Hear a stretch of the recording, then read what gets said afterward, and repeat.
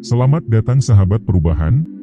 Dalam kehidupan kita yang penuh tantangan, kita, para pencari ketenangan, memulai perjalanan yang terinspirasi oleh kebijaksanaan kuno Stoik, sebuah filosofi yang tersembunyi dalam sejarah, namun memiliki kekuatan untuk mengubah diri kita. Saat kita menjelajahi alam pikiran yang tabah ini, marilah kita memahami 11 hal yang harus kita buang secara diam-diam dari hidup kita. Dengan memahami dan menguasai pikiran kita sendiri, seperti yang diajarkan oleh Aurelius, kita dapat berubah menjadi lebih baik. Ini bukan hanya pengalaman menonton yang biasa, ini adalah pengalaman interaktif dan kami mengajak Anda untuk ikut serta dan berbagi pandangan Anda tentang setiap topik yang kita bahas. Ikuti kami sampai akhir karena perjalanan ini tidak hanya menawarkan pengetahuan tetapi juga kesempatan untuk refleksi dan transformasi diri yang mendalam. Ayo kita mulai. 1. Menjelaskan dirimu kepada mereka yang menyakitimu. Anda mungkin pernah merasakan sakit hati karena dikhianati oleh seseorang yang Anda anggap sebagai sahabat. Anda tidak harus merasa bersalah atau meminta maaf kepada mereka, karena itu hanya akan membuang-buang waktu dan energi Anda. Yang terbaik adalah melanjutkan hidup Anda tanpa mereka, karena itu adalah cara untuk menjaga kedamaian batin Anda. Anda juga tidak perlu merasa terikat atau berutang budi kepada mereka, jika suatu saat mereka membutuhkan bantuan Anda. Anda berhak untuk mengatakan tidak, karena mereka sudah melanggar kepercayaan Anda. Anda lebih baik menjauhi mereka dan menjaga jarak, karena itu adalah keputusan yang paling bijak. Biarkanlah mereka menanggung akibat dari perbuatan mereka sendiri. Anda fokus saja pada diri Anda sendiri dan masa depan Anda. Dengan begitu, Anda dan mereka mungkin bisa berkembang menjadi pribadi yang lebih baik.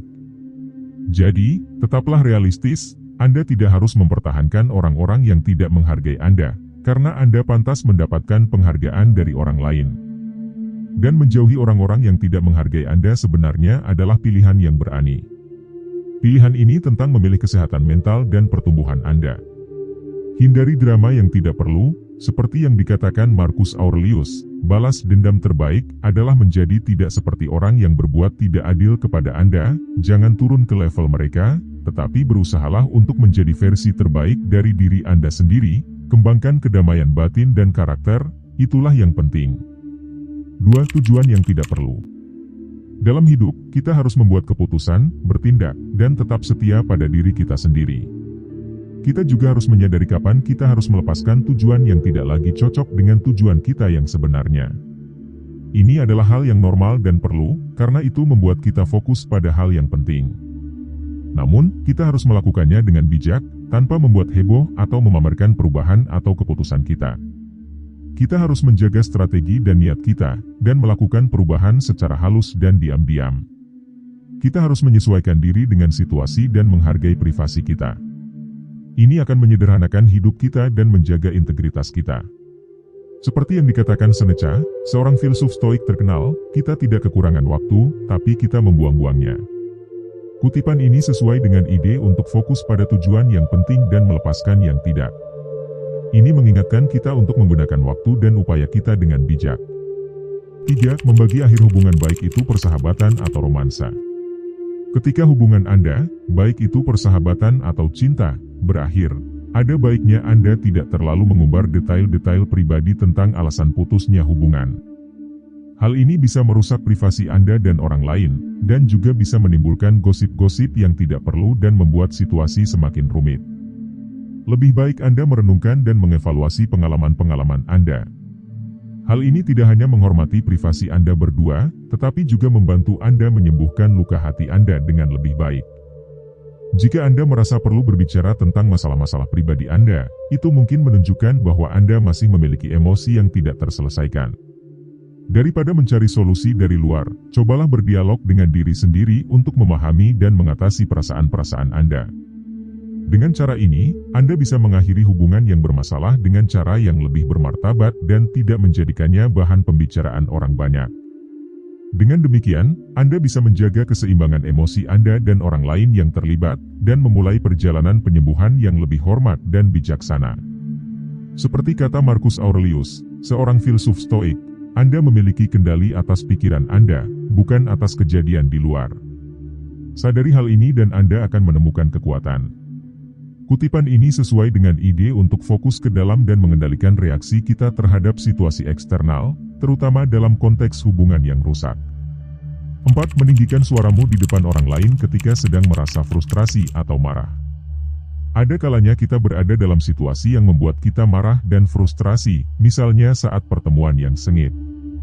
Kita mungkin tergoda untuk melampiaskan amarah kita dengan meninggikan suara atau berteriak. Namun, apa jadinya jika kita memilih untuk berbicara dengan lembut dan tenang? Dengan begitu, kita bisa menggunakan energi kita untuk hal yang lebih positif, bukan untuk hal yang merusak. Coba ingat saat kita melihat seseorang yang kehilangan kendali atas emosinya, apakah kita merasa kagum atau malah sebal? Lalu, coba bayangkan seseorang yang tetap tenang di tengah kekacauan, suaranya seperti oasis di padang pasir. Bukankah itu orang yang kita kagumi dan ingin tiru? Karena di saat-saat sulit itulah kita bisa menguji diri kita dan menemukan kekuatan kita yang sebenarnya. Kita bisa mengubah kemarahan menjadi aksi, frustrasi menjadi fokus, seperti penyihir yang mengubah logam biasa menjadi emas. Ini bukan hanya tentang menekan emosi kita, tetapi tentang mengalirkannya ke arah yang lebih baik, yang bisa membuat kita maju dan melewati rintangan. Seperti kata Heraklitus, seorang filsuf kuno, berpikiran seimbang adalah kebajikan tertinggi. Ini mengingatkan kita bahwa ketenangan kita adalah senjata kita yang paling ampuh, keseimbangan kita adalah keberanian kita yang paling nyata.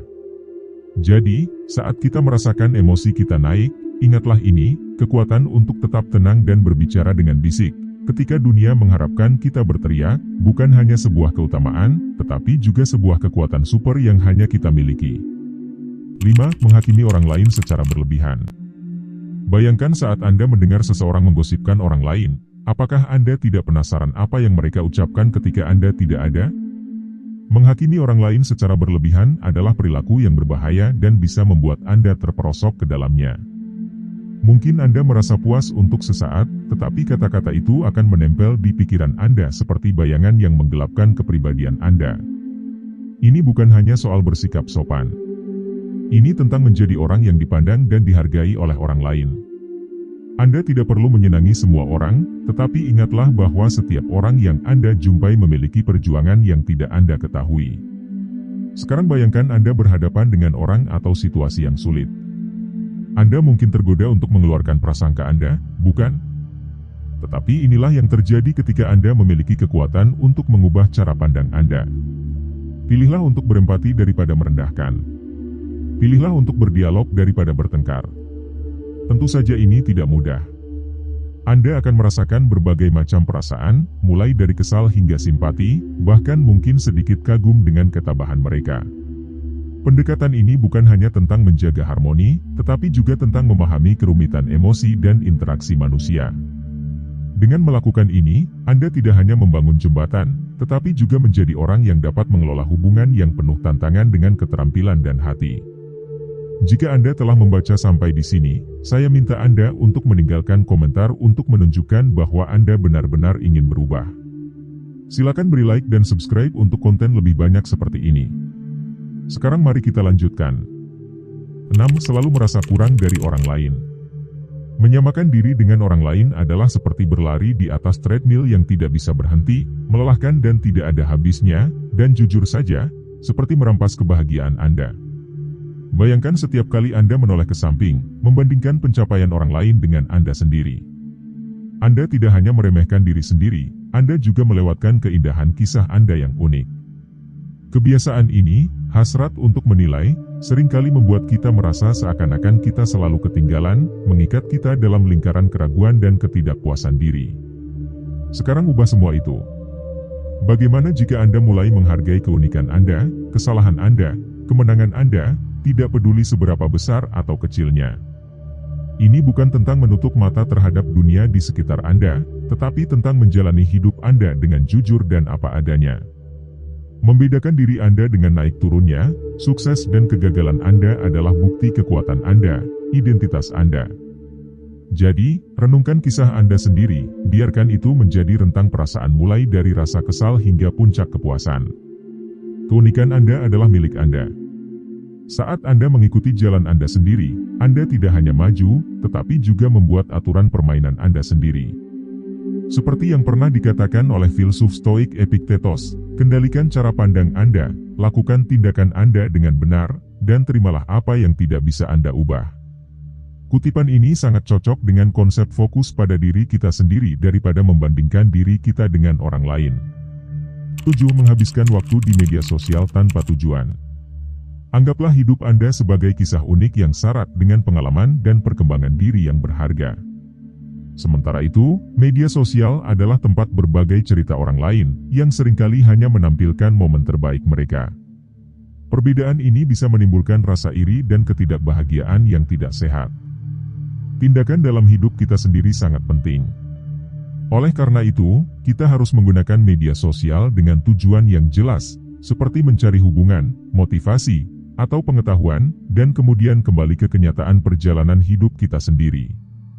Untuk mewujudkan hal ini, cobalah menetapkan waktu khusus untuk media sosial, seperti saat minum kopi di pagi hari atau setelah pulang kerja, untuk menghindari gangguan yang tak henti-hentinya. Sebelum setiap interaksi online, hentikan sejenak untuk bertanya, apakah ini bermanfaat atau hanya mengganggu? Kesadaran seperti ini membantu membedakan keterlibatan yang positif dari pengguliran yang tidak berguna. Jika Anda merasa suasana hati atau harga diri Anda menurun karena media sosial, pertimbangkan untuk beristirahat sejenak. Pada periode ini, Anda bisa melakukan aktivitas nyata yang memuaskan dan menguatkan nilai kisah hidup Anda yang unik. Dengan melakukan penyesuaian ini, Anda menciptakan ruang untuk menghargai kisah hidup Anda yang bebas dari perbandingan yang sia-sia dan lebih fokus pada apa yang benar-benar memperkaya kehidupan Anda. 8. Menggantungkan diri pada pengakuan dari luar. Hari ini, mari kita bahas konsep yang menginspirasi. Bebas dari pencarian yang tak kunjung usai untuk validasi dari luar. Bayangkan Anda berada di atas panggung. Sorotan lampu pada Anda. Anda dikelilingi oleh lautan wajah yang siap menghakimi bagaimana Anda berperilaku, berbicara, dan hidup. Skenario ini menakutkan dan membatasi. Ini menunjukkan sifat hidup yang menyedihkan untuk validasi orang lain. Sekarang, bayangkan Anda meninggalkan panggung itu dan masuk ke ruang yang damai. Tenang, di mana suara Anda adalah yang terpenting. Perubahan ini melambangkan pentingnya mengutamakan suara nurani Anda daripada penilaian dari luar. Hidup untuk validasi orang lain membuat kita menjauh dari diri dan cita-cita kita yang sesungguhnya. Seperti memakai pakaian yang tidak cocok hanya untuk menyenangkan orang lain. Ingatlah momen-momen kebahagiaan yang nyata dalam hidup Anda. Mungkin itu terjadi ketika Anda setia pada nilai-nilai dan keyakinan Anda sendiri, tanpa peduli dengan harapan orang lain. Inilah esensi dari hidup autentik. Untuk menerapkan ini ke dalam kehidupan sehari-hari, mulailah dengan merenung sebelum membuat keputusan. Tanyakan pada diri Anda, apakah ini untuk Anda atau untuk orang lain? Percayalah pada intuisi Anda. Akui kebutuhan Anda dan berusaha meningkatkan harga diri Anda. Rayakan pencapaian Anda. Belajar dari kesalahan dan hargai kualitas Anda. Ingatlah bahwa penerimaan diri adalah sebuah perjalanan yang ditandai dengan kemenangan-kemenangan kecil yang berarti. Juga, bina hubungan yang menghargai individualitas Anda dan mendukung identitas Anda. Dengan melepaskan beban validasi dari luar, kita membuka jalan bagi kehidupan yang lebih memuaskan dan autentik. Perjalanan di mana kita adalah tokoh utama. Dipandu oleh keaslian dan keberanian. 9. Perfeksionisme. Dalam usaha kita untuk meningkatkan diri, penting untuk menghindari jebakan perfeksionisme. Pola pikir ini meskipun terlihat menguntungkan seringkali menimbulkan stres dan perasaan tidak pernah cukup. Perfeksionisme menempatkan standar yang sangat tinggi dan menimbulkan rasa takut akan kesalahan. Namun, menerima ketidaksempurnaan kita adalah kunci menuju perkembangan dan kebahagiaan diri. Kehidupan seperti seni menjadi lebih berharga dan otentik ketika kita memberi tempat bagi ketidaksempurnaan. Untuk melawan perfeksionisme, mulailah dengan menerima keterbatasan Anda dan menyadari bahwa kesalahan adalah bagian dari proses belajar. Ubah tujuan Anda dari sempurna menjadi hebat yang berarti berusaha sebaik mungkin sambil menyadari bahwa selalu ada ruang untuk berkembang. Latihlah rasa sayang pada diri sendiri dan bersikap lunak terhadap diri sendiri ketika segala sesuatunya tidak sesuai dengan rencana. Rayakan usaha Anda dan mengerti bahwa setiap pengalaman memberi sumbangsih pada perjalanan Anda. Pada akhirnya, definisikan kembali kesuksesan bukan sebagai hasil yang sempurna tetapi sebagai perjalanan itu sendiri yang penuh dengan pembelajaran dan perkembangan diri. Melepaskan perfeksionisme membuka dunia penuh kemungkinan di mana kesalahan dilihat sebagai kesempatan. Pola pikir ini menumbuhkan kehidupan yang lebih rileks dan otentik yang memungkinkan Anda mengapresiasi keindahan kemanusiaan Anda sendiri dan jalan unik yang Anda tempuh. 10. Menyimpan harapan yang tidak masuk akal. Saat kita memulai perjalanan hidup yang luar biasa, kita seringkali mengibarkan layar harapan yang menunjukkan arah menuju cita-cita dan kehendak kita. Tetapi layar-layar ini bisa membuncit menjadi ukuran yang menakutkan dan berubah menjadi hayalan-hayalan yang tidak masuk akal yang melempar kita ke dalam samudera badai penyesalan dan kecewa seperti yang ditipu oleh para pelaut dengan siren-siren mistis. Kita mengejar kesempurnaan dalam diri kita, orang lain, dan pengalaman kita. Sebuah usaha yang sia-sia seperti mencari cakrawala yang menjauh saat kita mendekat. Harapan-harapan besar yang seringkali berasal dari bisikan masyarakat dan raungan media bisa membuat kita buta terhadap kecantikan diri kita yang sejati dan hal-hal nyata kehidupan yang tidak disaring.